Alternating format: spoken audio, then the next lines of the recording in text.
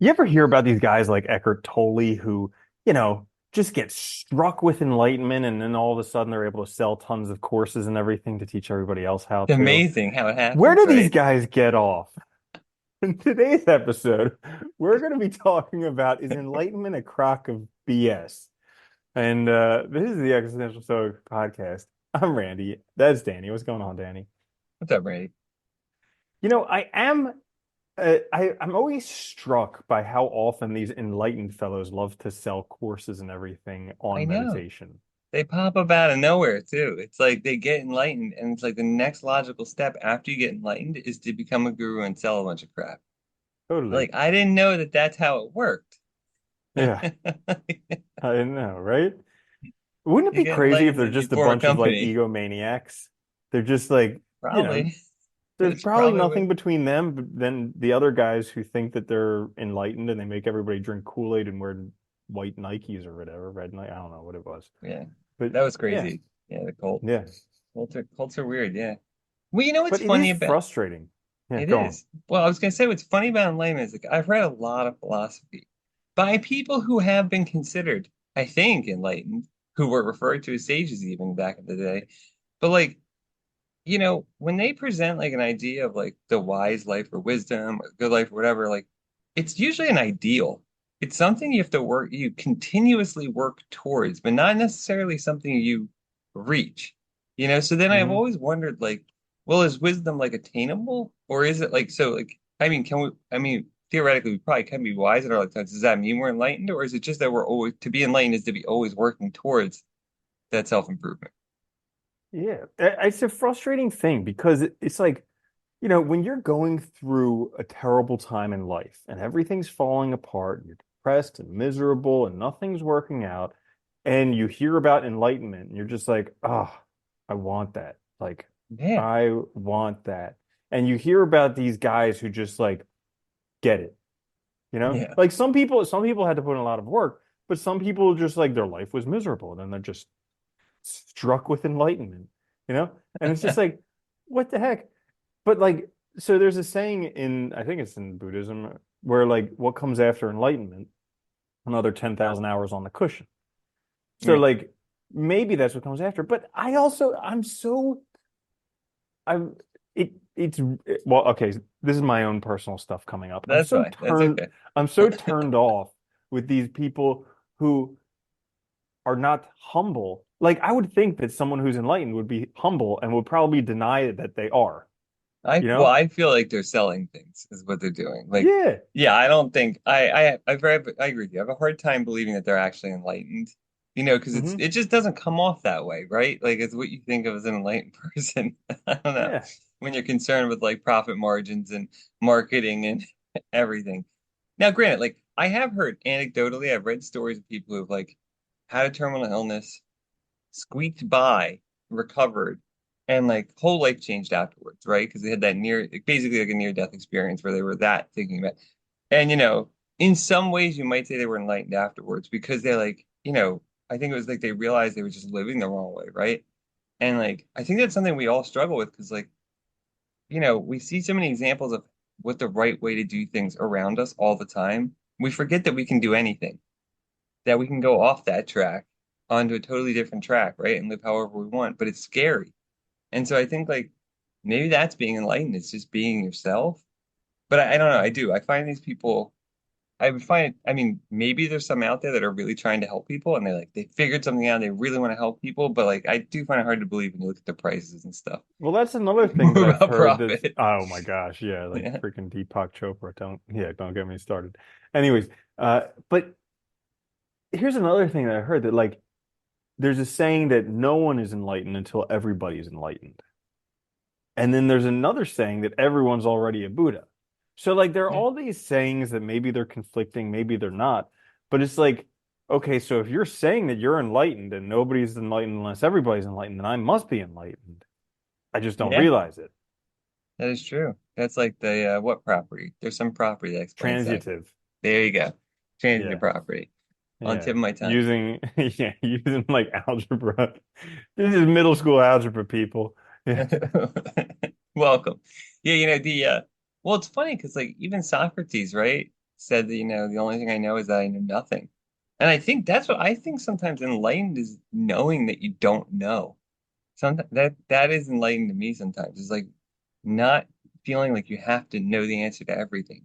Not feeling like everything has to be defined in black and white, but just accepting the world as it is, right? Hmm. And I think Yeah. that's, there's a certain humbleness you would think that comes with that. You would hope. Hmm. Yeah. Keanu Reeves had a moment like that in the movie Thumbsucker, where he's like, I don't know what the answer is. Or maybe that is the answer, not knowing, but I'm not sure. Right? Something like that. I want so like okay, are children enlightened? Well, you You know? always, because Before yeah, before all the programming that we stuff down their throats, are children enlightened? well, Buddhist, Nietzsche, I mean, so many different philosophers and smart, wise people have said that, we need to return to the childlike state. That is like the sage is always represented that way. The Buddha is represented like oftentimes with that childlike spirit. That's sometimes a spirit, but right? That idea of like viewing the world without that crap filter in front of it that's been imprinted on you. And I think like, I think the idea there is like maybe children are to an extent, they just don't have the rationality with it kind of right away. But think about it. A little kid doesn't pre-interpret anything. They judge an experience solely based on the experience itself, whether it was good or bad. They have no preconceptions. They have nothing that's going to get in their way or prevent them from thinking they can do something. You ask a little kid what they want to do, some will say like I want to be a dog. Some will say an astronaut, some will say, like I mean, like anything. There's no limits because they don't know that there's limits, right? Or that society's placing limits on them. So I think that's a good way to look at it. Yeah. Yeah, I want to be a dog. yeah. That's pretty awesome. I I remember a want to kid be said an that in one of my airplane. classes. He said he wanted to be a fire dog. I was like, that's awesome. That's awesome. Yeah. Way to I want think to be a outside the box. fireman. Tell people just one of those sweet Dalmatians that they have. That'd be awesome. Wearing the red hat. That's what I aspire to. Yeah. Oh my Hmm. goodness. Yeah. But that's just it, though. I think that's like, you know, think about how many of us, like every situation in our life, we have all this information that we're applying before we even encounter it, about the people we're going to meet, about whether we like them or dislike them, about like the thing itself. It's like, and all the stresses and stuff, we're so not in present right now, I think. And I think that's part of it. That little Hmm. kid energy or spirit is like being in the moment, just living in the moment, taking things as they are. Mm. Yeah. Yeah. No, I I mean, there's also so many like, there's the mind and there's the brain. And like I've heard it said that like you can't find the mind by looking at the brain. But it's like the brain definitely dictates a lot of what's going on. And that's especially as we get older, we have all these neural pathways that we're just like getting stuck on repeat. Maybe when people get struck enlightened, it just, breaks that signal and they go back to the old way of not having those. maybe. Yeah, I always wondered that because it seems like the consciousness would be physically based on like our mental processes, but science still can't explain consciousness, what I always found fascinating, right? Like, it's like all the Hmm. hardware is there, but we just can't figure out the next step. Maybe there's Hmm. some software we're missing or something, right? But like, yeah, that is interesting. I wonder if that is it. Maybe it is like we get stuck with these pathways on repeat and just you need to smash that system and start over. Kind Mm. of. Yeah. I It's do get just sick though. frustrating that it's not, it's not easily accessible for I know, right? everyone. That is hard, like Hmm. everything else. Well, I do get pissed too because you constantly see all these sages and gurus and this and that selling these, super expensive courses and stuff to get enlightened. And it's always immediately, it's always now, it's always like, blah. Hmm. And it's like, I feel like that flies in the face of so much of what wisdom and enlightenment's about. Because it's never about rushing. It's never about What do you, getting there right yeah, now. It's like, it's never about the goal. It shouldn't even be about the goal usually.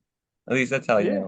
when you read the Well, like classics. even with the death and rebirth cycle, how like enlightenment's when you finally step out of the cycle of death and rebirth. Yeah, So like even if you, became a monk and just meditated all day every day, there's no guarantee in the old system that you would become enlightened this lifetime. And so yeah, you may it's go on this lifetime and next lifetime and 1,000 more lifetimes until eventually you become enlightened, and then you can step outside of the death and birth cycle. But it poses a problem because in the West we think that we only have one life. Well, Buddhists also say that like nirvana is like living in this world without the veil, right? Hmm. So like, that could also be enlightenment too, is see looking at the world as it really is. I always found that in I always found that in like Camus, Nietzsche, the existentialists have a lot of like, I guess you could say quasi-Eastern type thinking there, right? I always With like them like because I just imagine them smoking cigarettes in some French cafe, being like, that's "Whoa, literally all they what did. is this?" Every picture of them is just chain smoking, right? And having coffee. It looks like a good Like life. Sartre with his funny eye. Yeah. But like, so because I mean, Camus talked about, the absurdity of life and the good life is kind of recognizing and being aware of absurdity of it all and like living with that. And I think there's something to that too. It's kind of like all of them seem to arrive at the idea that like, enlightenment is not defining things. It's not giving these strict hard meanings. It's being more open-minded and more like ready to accept things, I think, as they are, which is cool. But it is Hmm. hard.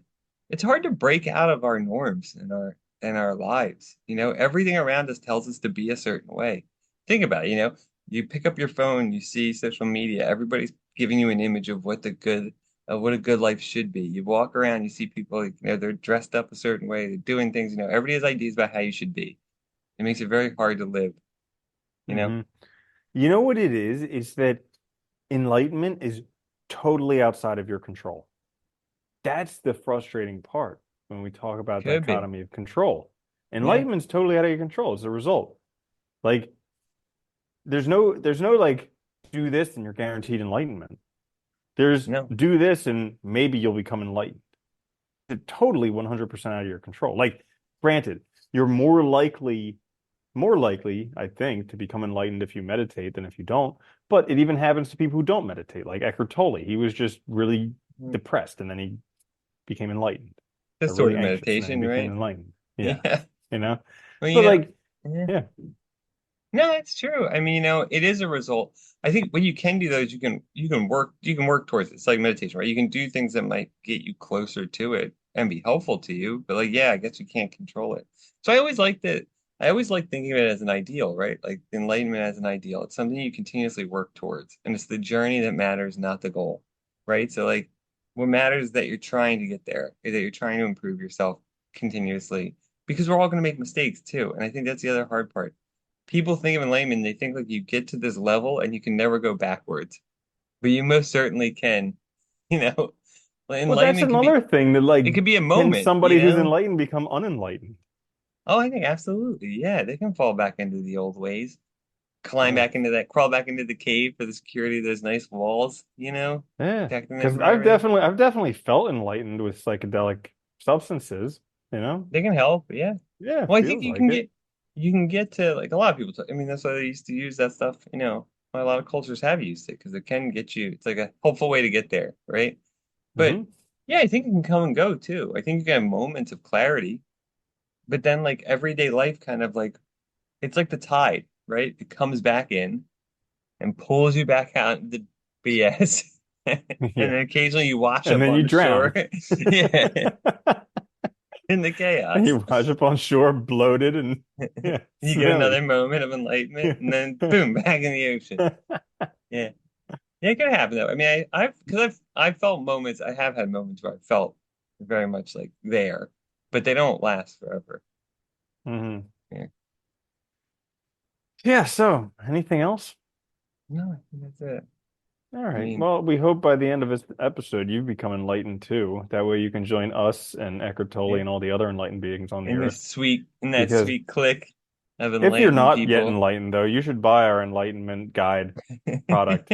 It's a course that'll teach you how to become enlightened from your In miserable seven life hours right or now. less. That way you can be enlightened like us. Yeah. Anyways, this is the Existential Stoic podcast. If you enjoyed it, like the video, give us a good review, and we'll catch you guys later. I'm Randy. That's Danny. I'll see you later, Danny. Later, Randy.